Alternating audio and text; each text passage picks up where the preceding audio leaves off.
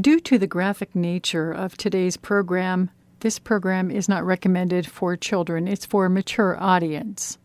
Good afternoon to you. I'm Jan Markowitz. You're listening to God at Work. And my guest today is Gianna, Jessen, and she's here to share with us about how her mother went into an abortion clinic because she was very young, 17 years of age, and was going to have a saline abortion. And Gianna is here to tell us the story.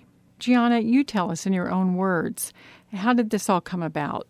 33 years ago, I had two biological parents that were 17 years old, as I'm now adopted, but they were 17, and my biological mother was 7.5 months pregnant, and she went to Planned Parenthood, which is the largest abortion provider in the world. And they said, you're too young to have a baby. You need to go have a late-term saline abortion. And frankly, I'm really shocked when I talk about this that people are still unaware that late-term abortions occur. But not only do late-term abortions occur, abortions are performed in our country throughout all 9 months of pregnancy. Isn't it sad? And the bigger the baby in the womb, the more money they ask for an abortion. So therefore, the abortion industry is not, in favor of women and all about women when it really the motive is money. Mm-hmm. And to me, that's really disgusting. Very sad. But I do think people need to know that abortions occur that late. So anyway, she had a saline abortion, which is a saline salt solution that is injected into the mother's womb. The baby gulps that solution. It burns the baby inside and out. Oh. And then she's to deliver a dead baby within 24 hours. And I was that baby that she aborted, but rather than die, I lived. I was being literally burned alive in my mother's womb for 18 hours. Oh, my. Bless your heart. And I was delivered alive in an actual abortion clinic in Los Angeles. And my birth certificate is signed by an abortionist. Oh, my. So I find it fascinating. I am a Christian, unashamedly, and I believe that the Lord is our vindicator. And one thing that I find amazing and or humorous about that part of my story is that here this punk is trying to take me out. I mean, he has no idea who he is trying to kill. He has no idea the level of spunk, and he has no idea of the power of God.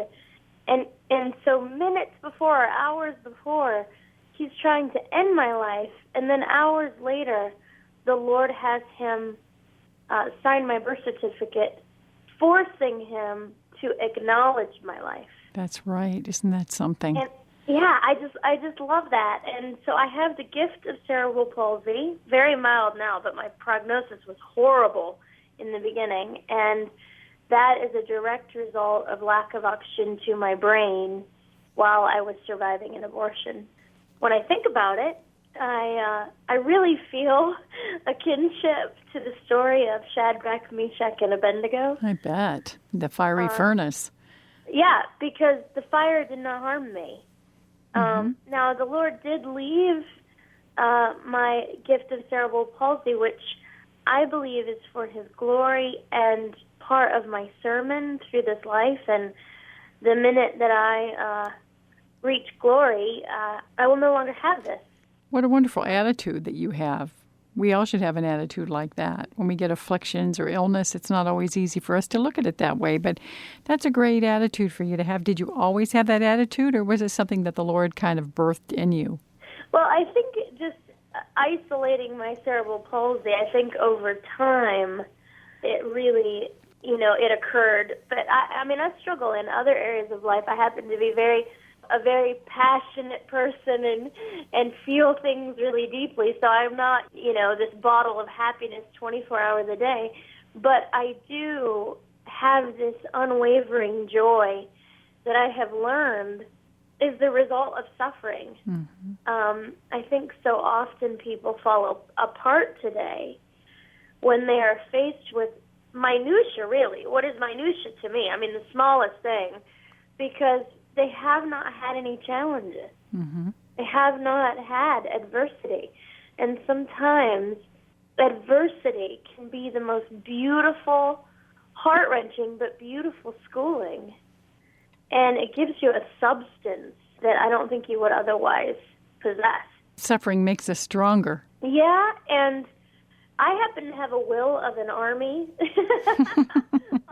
and sometimes that can actually work to my disadvantage. And let me just explain what I mean. I was kind of contemplating this recently, where God really, he gives me some really challenging tasks. I mean, I speak all over the world and you know, in some very uncomfortable places. And some nights I cry in my little house and I say, Lord, I'm not a man. I mean, I'm a woman with a woman's heart, and you ask me to be brave like a man. And I remember just this week, I had just this weekend actually, I had a really rough weekend, and I was sitting here crying and saying, God, I'm not a man, and please hear that I'm the daughter of Abigail Adams, and I've got the spunk of an Abigail Adams, but please hear me. And so that's kind of the result of having such a strong will that sometimes you can just endure all of it. And sometimes I think God is like, saying, wait a minute, Gianna, yeah, you're right. You are not made of steel, and I am your source, yes, but you can be vulnerable, and you can, and I am. But you know what I'm saying? There's a downside at times to having such a will. A strong will of our own. We have to constantly bring it back and focus it on God's will, not our own. And into balance with our humanity, with our, yeah. So I'm very much alive and very feel deeply, and so. But I do consider my CP a gift. What has been most difficult for you to have to deal with your affliction, or your blessing, as you call it? The most difficult thing, and this is, I just would like to talk to parents of children, either with CP or just, anyone struggling with a physical affliction. One thing that I don't know that I could have been prepared for as a young girl was what dating with a limp would be. Basically hell on earth. Aww. People are, and I don't say that for pity but just out of honesty. I guess to put it succinctly, just because I limp doesn't mean I want to marry an ugly man. Right. And the assumption is there, particularly among Christians, that, you're just so special. You're just an inspiration. You'll just kind of take anything or anyone, and, you're just so special. And when you're a little girl saying to me, you are special, that resonated. But when you become a woman who has overcome, obstacles, I was never supposed to hold up my head. And now I just walk with a minor limp. I've also run, by the grace of God, 2 marathons by running on my toes and completing both of them. Back to that will. God bless you. Good for you. But I'm just saying to the parents listening, especially to the young little girls, try to prepare them for, just ridiculous comments, and let them know that they are beautiful, not just special, that they are set apart, that God is using their legs. I have found God uses my legs to blind certain sorts of men to what I really am, protects me. But all of these things, I was not prepared for, and I kind of feel it part of my life mission now to say to other, to parents, hey, wow, this is a very shallow world and very cruel, but here are some tools that you can give your young ones that will prepare them if they have a physical affliction. And just because you have a physical affliction doesn't mean that the Lord can't grant you the desires of your heart.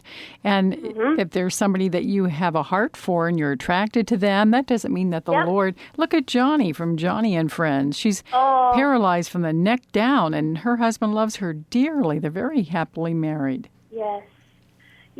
And I was just praying for Johnny this morning. Yes. Just because she's going through a whole new set of affliction. That's right.